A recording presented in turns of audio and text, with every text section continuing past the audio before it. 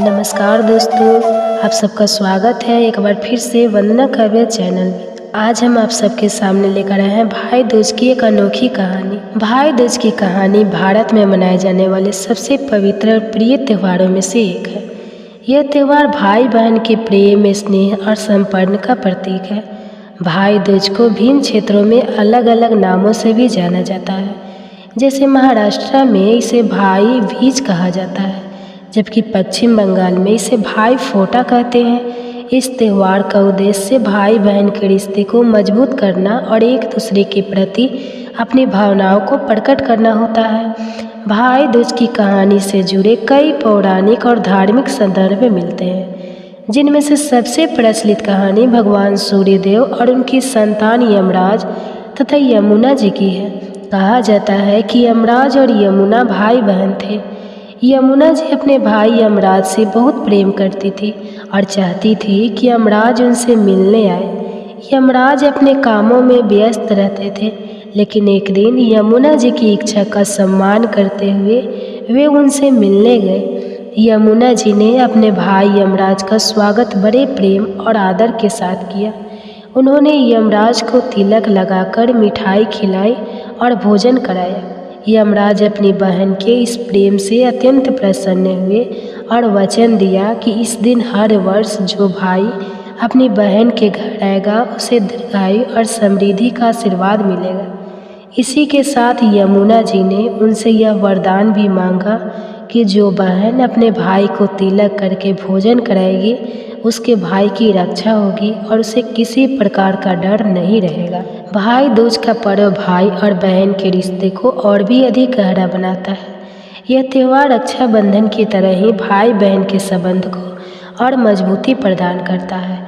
इस दिन बहनें अपने भाइयों की लंबी उम्र की कामना करती है और भाई अपनी बहनों को जीवन भर उनकी रक्षा करने का वचन देते हैं। भाई दूज का यह पर्व भाई बहन के बीच प्रेम और संपर्क की एक मिसाल है। भाई दूज हिंदू धर्म का एक महत्वपूर्ण त्यौहार है। भाई दूज हिंदू धर्म का एक महत्वपूर्ण त्यौहार है जो भाई बहन के प्रेम, स्नेह और संबंध को समर्पित होता है। भाई दूज दीपावली के 2 दिन बाद कार्तिक माह के शुक्ल पक्ष की द्वितीय तिथि को मनाया जाता है। इस दिन बहनें अपने भाइयों की लंबी उम्र और सुख समृद्धि के लिए उनकी पूजा करती है और भाई भी अपनी बहनों को उपहार और आशीर्वाद देते हैं। भाई दूज का पर्व भाई और बहन के रिश्तों के महत्व को दर्शाता है। इस दिन बहनें अपने भाइयों को तिलक करके उनके लिए मंगल कामना करती हैं। इस अवसर पर भाई अपनी बहन को सम्मान और प्रेम देते हैं तथा उसकी रक्षा का वचन देते हैं। भाई दूज की परंपरा के अनुसार बहन अपने भाई के माथे पर चंदन, कुमकुम, हल्दी और अक्षत से तिलक करती है और फिर भाई को मिठाई खिलाती है। भाई दूज का मुख्य उद्देश्य भाई बहन के संबंध को सशक्त बनाना है। एक अन्य कथा के अनुसार भाई दूज का संबंध भगवान श्री कृष्ण और उनकी बहन सुभद्रा से है। पौराणिक कथा के अनुसार भगवान श्री कृष्ण ने जब नरकासुर राक्षस का वध किया और विजयी होकर अपने घर लौटे, तब उनकी बहन सुभद्रा ने उनका स्वागत किया और उनके माथे पर तिलक लगाकर उन्हें आरती उतारी। सुभद्रा ने कृष्ण के लंबे जीवन, सुख, समृद्धि और उनकी सुरक्षा के लिए कामना की। इस तरह भाई दूज का पर्व भी श्री कृष्ण और सुभद्रा के प्रेम और आपसी स्नेह को दर्शाता है। धार्मिक मान्यताओं के अनुसार भाई दूज के दिन तिलक करना और भाई के लिए प्रार्थना करना शुभ माना जाता है, जिससे भाई को लंबी उम्र, सुख, समृद्धि और स्वास्थ्य का आशीर्वाद मिलता है। यह पर्व हमारे सामाजिक और पारिवारिक जीवन में एकता और स्नेह को बढ़ावा देता है। इतिहास में भी भाई दूज का त्यौहार मनाने की परंपरा का उल्लेख मिलता है। यह पर्व भारत के प्राचीन ग्रंथों में भी वर्णित है, जो हमारे सांस्कृतिक और धार्मिक मूल्यों को उजागर करती है। भाई दूज का त्यौहार सदियों से चला आ रहा है और इसे विभिन्न समाजों और परिवारों में प्रेम और सम्मान के प्रतीक के रूप में मनाया जाता है। भाई दूज का त्यौहार एक पवित्र पर्व है जो भाई बहन के पवित्र संबंध का प्रतीक है। यह त्यौहार हमें यह सिखाता है कि भाई बहन का रिश्ता सिर्फ जन्म का नहीं होता, बल्कि एक अनमोल बंधन होता है जो एक दूसरे की खुशी और दुख में साथ खड़ा रहता है।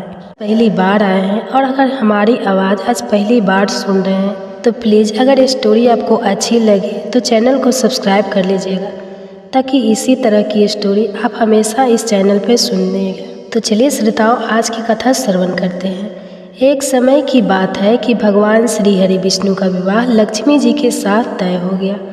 विवाह की तैयारियां जोरों शोरों से होने लगी। सभी देवी देवताओं को निमंत्रण पत्र भेजे गए, परंतु गणेश जी को निमंत्रण नहीं दिया गया। इस तरह निमंत्रण पत्र देते और शादी की तैयारियां करते करते शादी वाला दिन आ गया। बारात जाने का समय हो गया। सभी देवता अपनी पत्नियों के साथ विवाह में उपस्थित हुए, तो उन सब ने देखा कि गणेश जी कहीं पर दिखाई नहीं दे रहे हैं। तो वे सारे के सारे आपस में चर्चा करने लगे कि क्या बात है, गणेश जी को न्योता नहीं दिया या फिर गणेश जी आए नहीं। सभी को यह जानकर बड़ी ही हैरानी हो रही थी। तभी सबने विचार किया कि चलो विष्णु जी के पास चलते हैं और उन्हीं से पूछते हैं। तो विष्णु जी के पास जाकर उन्होंने कहा कि हम आपसे एक बात पूछना चाहते हैं कि आपने गणेश जी को बुलाया नहीं या फिर वे अपनी इच्छा से आए नहीं। तो विष्णु जी कहने लगे कि गणेश जी के माता पिता को मैंने न्योता भेज दिया है।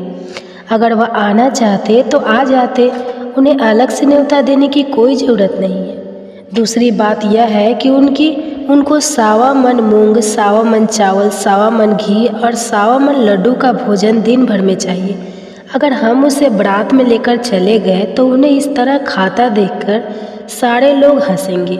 दूसरे के घर जाकर इतना सारा खाना पीना अच्छा भी तो नहीं लगता। इस तरह वार्तालाप कर रहे थे तो किसी ने सुझाव दिया कि यदि गणेश जी आ जाए तो क्या है, द्वार पर बनाकर घर पर बैठा देना, कह देना कि तुम घर का ध्यान रखना। गणेश जी को यह नहीं लगेगा कि उन्हें बुलाया नहीं। तो विष्णु जी को यह बात पसंद आ गई और उन्होंने गणेश जी को न्योता भेज दिया। न्योता मिलते ही गणेश जी बड़े प्रसन्न हुए, सज धज कर वहाँ आ पहुँचे। तो विष्णु जी कहने लगे कि आप घर की रखवाली करना। घर की रखवाली के लिए कोई समझदार और जिम्मेदार होना चाहिए। तो मुझे आपसे समझदार और जिम्मेदार कोई दूसरा नहीं लगा। तो यह सुनकर गणेश जी और भी प्रसन्न हुए। तो इस तरह गणेश जी को रखवाली के लिए बैठा दिया और बारात वहाँ से चल दी। नारद जी ने देखा कि गणेश जी दरवाजे पर बैठे हैं और बारात सारी चली जा रही है। तो वे गणेश जी के पास गए और पूछने लगे कि तुम बारात में नहीं जा रहे हो। तो गणेश जी भगवान कहने लगे कि मुझे तो घर की जिम्मेदारियां दी है, कोई समझदार आदमी घर की रखवाली के लिए होना चाहिए, इसलिए मैं तो यहाँ पर रुक गया हूँ। तो नारद जी कहने लगे कि उन्होंने आपका अपमान किया है। विष्णु जी तो आपको बुलाना ही नहीं रहे थे। सबने जब पूछा तो वह कहने लगे कि उनके बड़े बड़े कान, सूंड, मोटा सारा पेट, यह देखकर लोग हंसे और ऊपर से खाते कितना है, 1.25 मन लड्डू, 1.25 मन मूंग, 1.25 मन घी। बारात में ले जाकर मेरे ससुराल वालों की तो बदनामी होगी कि बारात में देखो कैसे बाराती आए हैं। तो ये सुनते ही गणेश जी बहुत ही दुखी हो गए और नारद जी से कहने लगे कि अब आप ही बताओ कि मैं क्या करूं।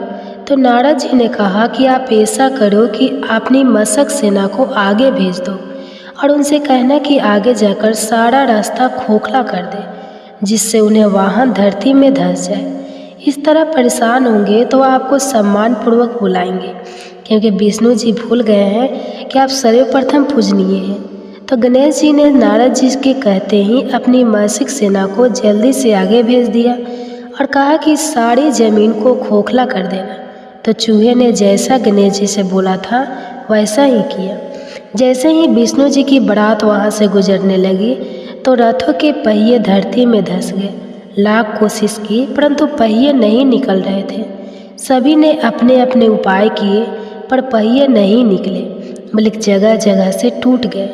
अब किसी की समझ में नहीं आ रहा था कि क्या किया जाए। उधर शादी का मुहूर्त निकला जा रहा था तो विष्णु जी तो बड़े ही परेशान थे। तब नारद जी वहाँ पहुँचे और कहा कि आप लोगों ने गणेश जी का अपमान करके अच्छा नहीं किया है। यदि उन्हें मना कर लाया जाए तो आपका कार्य सिद्ध हो जा सकता है और आप पर आया यह संकट भी टल सकता है। तो शंकर भगवान ने अपने दूत नंदी को भेजा तो नंदी गणेश जी को लेकर वहाँ आ गए। गणेश जी का आदर सम्मान के साथ पूजन किया गया। तब जाकर कहीं रथ के पहिए निकले। पहिए तो निकल गए पर तो जगह जगह से टूट फूट गए थे। अब उन्हें सही कौन करे। तो पासी के खेत में एक खाती काम कर रहा था।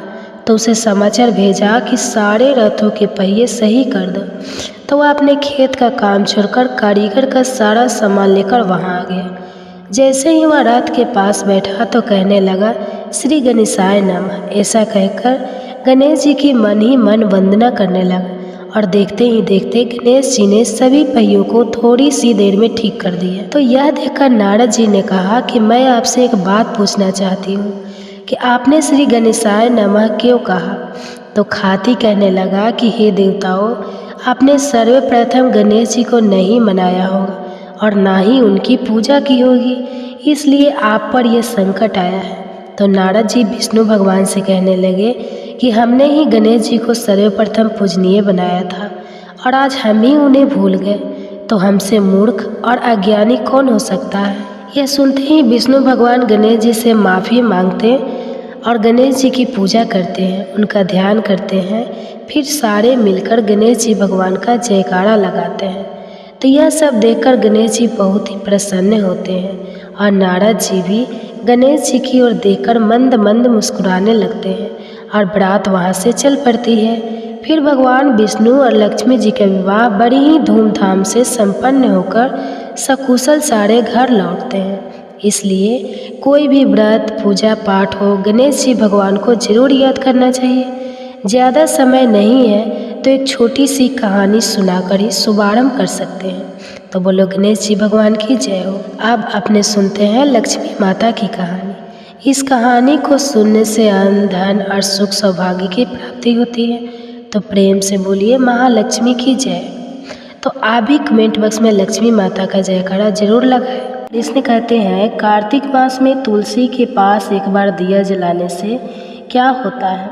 तो श्रोताओं, एक दिन देवी सत्यभामा भगवान श्री कृष्ण के पास आई और उनसे पूछने लगी, है स्वामी, आपने मुझे तुलसी के पौधे को जल देने का महात्म्य तो समझा दिया, लेकिन कार्तिक मास में तुलसी के पास दीपक जलाने का क्या महात्म्य है।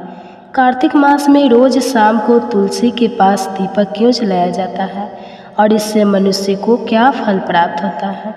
कार्तिक मास में तुलसी के पास दीपक जलाने की विधि क्या है और दीपक लगाते समय कौन से मंत्र का उच्चारण करना चाहिए, कृपया मुझे विस्तार से बताइए। तब भगवान श्री कृष्ण मुस्कुराते हुए बोले, हे देवी, आज तुमने समस्त संसार के कल्याण की भावना से बहुत उत्तम प्रश्न किया है। तुम्हारे इस प्रश्न का उत्तर देने से पहले मैं तुम्हें एक प्राचीन इतिहास सुनाता हूँ, जिससे तुम्हें तुम्हारे सभी प्रश्नों के उत्तर मिल जाएंगे। इसलिए तुम इस कथा को ध्यानपूर्वक सुनो। यह सुनकर देवी सत्यभामा ने कहा, हे प्रभु, मैं इस कथा को सुनने के लिए अत्यंत उत्सुक हूँ, कृपा मुझे यह कथा सुनाइए, मैं इसे ध्यानपूर्वक सुनूंगी। तब भगवान श्री कृष्ण देवी सत्यभामा को वह प्राचीन कथा सुनाने लगे। प्राचीन काल की बात है, दक्षिण दिशा में तुंगभद्रा नाम की एक विशाल नदी बहती है, जिसके किनारे हरिहरपुर नाम का एक सुंदर नगर बसा हुआ था। इस नगर में अभिजीत नाम के एक विद्वान ब्राह्मण निवास करते थे। वे अत्यंत गुणवान, चरित्रवान और धर्म का पालन करने वाले व्यक्ति थे, जिन्होंने वेदों और शास्त्रों का गहन अध्ययन किया था। श्रोताओं, अभिजीत की एक पत्नी थी जिसे लोग दुराचारी कहकर पुकारते थे। उसके कर्म ही ऐसे थे जिससे लोग उसे यह नाम देते थे। वह हमेशा अपने पति का अपमान करती, उन्हें तुच्छ कहती और उन्हें दुखी करती थी। उसने कभी अपने पति के साथ प्रेम पूर्वक व्यवहार नहीं किया, न ही कभी उनके लिए भोजन बनाया। जब पति श्रोताओं या परिवार के लोगों को घर बुलाते तो वह उन्हें भी अपमानित करके भगा देती थी। स्वयं वह अन्य व्यभिचारिणी स्त्रियों के साथ घूमती रहती थी और पराये पुरुष में उसकी रुचि थी। फिर एक दिन अभिजीत ने अपनी पत्नी से कहा, हे भद्रे, तुम्हारा यह आचरण उचित नहीं है। इस प्रकार पाप करने से तुम्हारा ही अहित होगा। कृपया अब भी बुरे कर्मों को छोड़ दो। तुम्हारे इस व्यवहार से मुझे अत्यंत दुख होता है। तब पत्नी ने क्रोध में उत्तर दिया, न जाने किस पाप के कारण मेरा विवाह तुम जैसे भिखारी के साथ हुआ है। लगता है पिछले जन्म में मैंने अवश्य कोई बड़ा पाप किया होगा, तभी मुझे ऐसा निर्धन पति मिला है। मैं अब और सहन नहीं कर सकती। किसी दिन मैं तुम्हें छोड़ दूंगी और किसी धनवान पुरुष से विवाह करूंगी। फिर अभिजीत ने उत्तर दिया, हे प्रिय, इस प्रकार से आप शब्द मत कहो, अपने पति को त्यागना उचित नहीं है। जो स्त्री अपने पति को छोड़कर पराये पुरुष के पास जाती है उसे नरक में दंड भोगना पड़ता है। तब पत्नी ने फिर से कुटु शब्दों में कहा, तुम्हें ही नरक में जाना पड़ेगा, क्योंकि तुम कोई काम नहीं करते, भीख मांगकर खाते हो। मैं इस झोपड़ी और इस नरक से तंग आ चुकी हूँ। तुम्हारे साथ रहना तो नरक में रहने के समान है। फिर भगवान श्री कृष्ण कहते हैं, हे देवी, जो स्त्री अपने पति का अपमान करती है और उसे छोड़कर पराये पुरुषों के पास जाती है उसके घर में हमेशा दुर्भाग्य आता है और उसे नरक में दंड अवश्य मिलता है। फिर एक दिन वह स्त्री वन में जाकर एक वृक्ष के नीचे खड़ी हो गई, क्योंकि उसका मन काम से भरा हुआ था और वह किसी सुंदर पुरुष की प्रतीक्षा कर रही थी। परंतु बहुत समय बीत जाने पर भी कोई पुरुष नहीं आया, जिससे वह अत्यंत दुखी हो गई। प्रियतम की खोज में वह इधर उधर भटकने लगी, लेकिन उसे कोई नहीं मिला। उस दिन उसका सारा प्रयास व्यर्थ हो गया और वह रोते हुए कहने लगी, आज कोई सुंदर पुरुष इस मार्ग से नहीं आया। मेरी कामना कैसे पूरी होगी? कौन मेरे इस सुंदर शरीर का उपभोग करेगा? मेरी जवानी यूं ही व्यर्थ जा रही है। वह करने लगी, हे भगवान, कोई ऐसा पुरुष भेजिए जो मेरी इच्छा पूरी कर सके, चाहे वह मेरा भक्षण भी कर ले। मैं प्रसन्नतापूर्वक उसे अपना आलिंगन कर लूँगी। फिर भगवान श्री कृष्ण कहते हैं, हे देवी, इस प्रकार से वह स्त्री जोर जोर से विलाप करने लगी। तब उसी जंगल में एक भयानक बाघ निवास करता और उस पापनी स्त्री की आवाज़ सुनकर वह जाग गया और उछलकर उस स्त्री का भक्षण करके लिए उसके पास आ गया। उस बाघ का नाम था धवंस। धवंस का रूप अत्यंत भयानक था। उसका शरीर काले और नारंगी धारियों से युक्त था, जो जंगल की छाया में घुल मिल जाता था। उसकी आंखें अंगारे की तरह लाल थी, जो अंधेरे में भी चमकती थी। उसके जबड़े से लंबे तीक्ष्ण दांत बाहर निकले हुए थे, जो किसी भी जीव को चीरने के लिए पर्याप्त थे। धवंस की लंबी मजबूत पूंछ उसकी ताकत का प्रतीक थी। वह अपनी बलिष्ठ टांगों से जंगल में तेजी से दौड़ सकता था। धवंस का पूरा शरीर शक्तिशाली मांसपेशियों से भरा हुआ था, जिससे वह एक ही झपटा में अपने शिकार को धराशायी कर सकता था। उसकी नाक से बार बार गर्म सांसें निकलती थी, मानो वह हर पल अपने अगले शिकार की तलाश में हो। धवंस का एकमात्र लक्ष्य उन पापी और दुराचारी लोगों का भक्षण करना था, जिन्हें उसकी नीति ने उसे सौंपा था। श्रोताओं, उस भयंकर बाघ को अपने सामने खड़ा हुआ देखकर उस स्त्री के पसीने छूटने लगे और वह भय से थर थर काँपने लगी। वह स्त्री कुछ करती, इतने में ही उस बाघ ने अपने पंजे से उसे घायल कर दिया। वह स्त्री जमीन पर गिर पड़ी। जमीन पर गिरते ही वह स्त्री चिल्लाते हुए बोली, अरे बाघ, तू किस लिए यहाँ पर आया है और मुझे क्यों मार रहा है? मैं यहाँ पर अपने प्रियतम को खोज रही हूँ। तू मुझे छोड़ दे, मेरा भक्षण करके तुझे क्या मिलेगा? उस स्त्री की यह बात सुनकर वह भयानक बाघ क्षण भर के लिए रुक गया और हंसते हुए बोला, हे दुष्टा, आज विधाता ने तुझे मेरा भोजन नियुक्त किया है। तू जैसी पापनी स्त्रियों का भक्षण करना ही मेरा काम है, तभी मुझे इस शरीर से मुक्ति मिलेगी। तब वह स्त्री कहने लगी, हे बाघ, तुम कौन हो? मुझे सच सच बताओ, तुम्हें किस कारण से बाघ होना पड़ा और तुम मुझ जैसी स्त्रियों का भक्षण क्यों करते हो? पहले मुझे सारी बात बताओ और फिर मेरा भक्षण करो। फिर ध्वंस नाम का वह बाघ कहने लगा, हे पापिनी, मैं तुम्हें मेरे पूर्व जन्म का वृत्तांत सुनाता हूँ कि किस कारण से मुझे बाघ होना पड़ा। पूर्व काल में दक्षिण देश में आमलापाहा नाम की एक पवित्र नदी बहती थी। उसी नदी के तट पर एक नगरी बसी हुई थी। यह नगरी अपने सुंदर मंदिरों, शांत वातावरण और धार्मिक अनुष्ठानों के लिए प्रसिद्ध थी। वहाँ एक ब्राह्मण परिवार निवास करता था, जिसमें मैं जन्मा। मेरा नाम देवदत्त था। मेरे पिता एक ब्राह्मण थे जो यज्ञ, हवन और धार्मिक अनुष्ठानों का पालन करते थे। मैंने अपनी किशोर अवस्था में वेदों का अध्ययन किया और यज्ञ आदि धार्मिक कार्य में प्रागत हो गया। लेकिन जैसे जैसे मैं बड़ा हुआ मेरे मन में धन का लोभ बढ़ता गया। मैंने अनेक यज्ञों का आयोजन किया, लेकिन वे धार्मिक उद्देश्य से नहीं बल्कि धन के लिए थे। मैं पापियों के साथ बैठता था जो धर्म का पालन नहीं करते थे और उनके साथ भोजन करता था, और मैंने धन के लोभ में अनेक अनैतिक कार्यों का समर्थन भी किया। धर्म के मार्ग में भटकते हुए मैंने उन वस्तुओं का भी सेवन किया जिन्हें ब्राह्मणों को नहीं लेना चाहिए। मेरा मन इतना लोभ में डूब गया कि मैंने बहाने बहाने में दूसरों से धन मांगता और फिर वापस नहीं करता।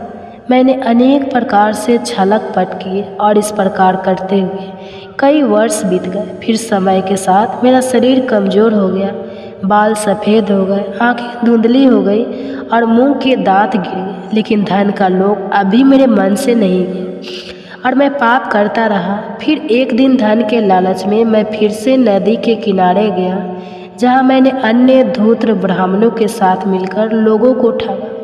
हम सभी ने झूठे मंत्रों का उच्चारण किया और बिना विधि विधान के ही देवी देवताओं का पूजन किया, लेकिन इसका उद्देश्य केवल अधिक से अधिक धन धान्य में प्राप्त करना था। हमने लोगों को धर्म के नाम पर धोखा दिया।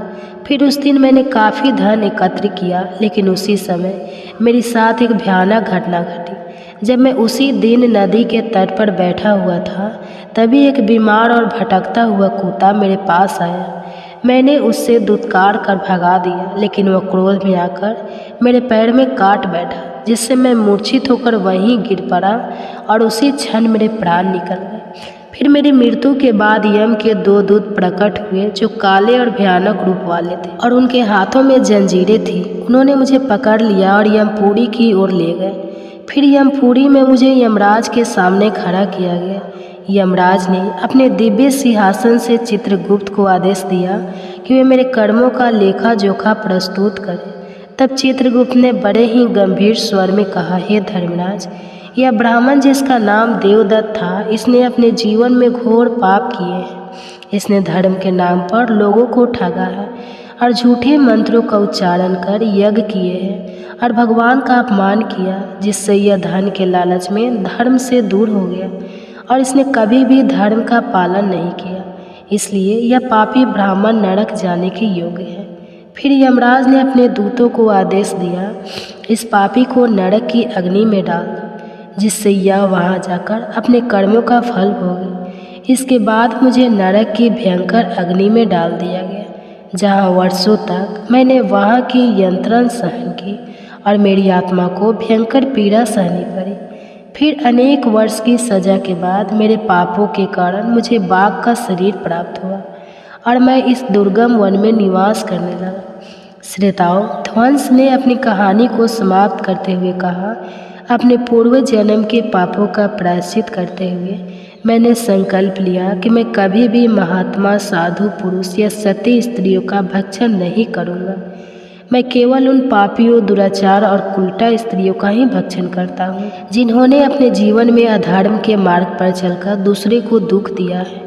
मुझे विश्वास है कि ऐसा करने से मुझे मेरे पापों से मुक्ति मिलेगी और मैं इस शरीर से जल्द ही मुक्त हो जाऊंगा। श्रोताओं, फिर भगवान श्री कृष्ण कहते हैं, हे देवी, इस प्रकार से उस बाघ ने अपने पूर्व जन्म का वृत्तांत सुना दिया और उस स्त्री से कहने लगा, हे पापिनी, तेरे आचरण से तू उल्टा दिखाई पड़ती है और अपने पति को छोड़ तू इस वन में अन्य पुरुषों के साथ भोग विलास करने के लिए आई है, इसलिए आज तू मेरा आहार अवश्य बनेगी। इतना कहकर उस बाघ ने अपने तीक्ष्ण नाखूनों से उस पापी स्त्री को मारकर उसे खा लिया और फिर वह बाघ उस स्थान से चला गया। उस स्त्री की मृत्यु के बाद उस स्थान पर यम के 2 दूत प्रकट हुए और उस पापनी स्त्री को उठाकर यमपुरी में ले गए। वहाँ पर उसे यमराज के सामने खड़ा करा गया।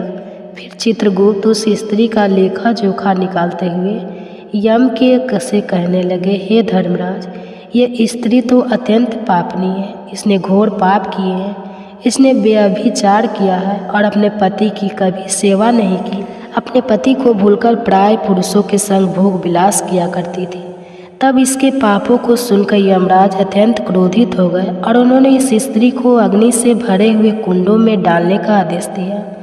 फिर यमराज के आदेश को सुनकर वह स्त्री अत्यंत भयभीत हो गई और वह दुराचारी स्त्री यमराज से कहने लगे, हे धर्मराज, कृपा मुझे मेरे पापों के लिए क्षमा करें। मैंने यह अनजाने में पाप किए हैं, कृपा मुझे प्रायश्चित का अवसर प्रदान करें। तभी यमराज कहते हैं, हे स्त्री, तुमने जो पाप किए हैं वे निंदनीय हैं। तुम्हारे पाप के लिए कोई प्रायश्चित नहीं है। जो स्त्री अपने पति का त्याग करती है और अपने पति को छोड़कर पराये पुरुष के संग विहार करती है, उसे निश्चित ही नरक में जाना पड़ता है। इसलिए अब तुम्हें नरक की यातनाएं भोगनी ही पड़ेगी। श्रोताओं, फिर यमराज ने अपने दूतों से कहा, हे दूतों, इस पापी स्त्री को ले जाओ और इसे भयंकर नरक में डाल दो, यह उसी के योग्य है। फिर से दूत उस स्त्री को नरक में ले गए, जहाँ उसे अनेक वर्षों तक जलते हुए तेल के कुंड में पकाया गया। फिर उसे निकालकर रख नामक नरक में डाल दिया। इस प्रकार से उसे कई वर्षों तक अलग अलग रंगों में डाला गया। फिर नरक में कष्ट भोगने के बाद वह महापाप स्त्री पुनः पृथ्वी लोक पर आकर चंडाल के रूप में जन्मी। फिर चंडाल के घर में जन्म लेकर वह फिर से अनेक पाप करने लगी, जिससे वह व्यभिचार में लिप्त हो गई और कई पापी पुरुषों के संग विहार करने लगी। फिर कुछ समय बाद पूर्व जन्म के पापों के कारण उसे कोढ़ का रोग हो गया और वह भयानक पीड़ा सहने लगी। उसका शरीर जलने लगा और उसकी आंखों में भी पीड़ा होने लगी और इस कष्ट को सहते हुए वह दिन बिताने लगी। फिर एक दिन वह तीर्थ में स्नान करने के लिए उद्देश्य से अंतपुर में चली गई।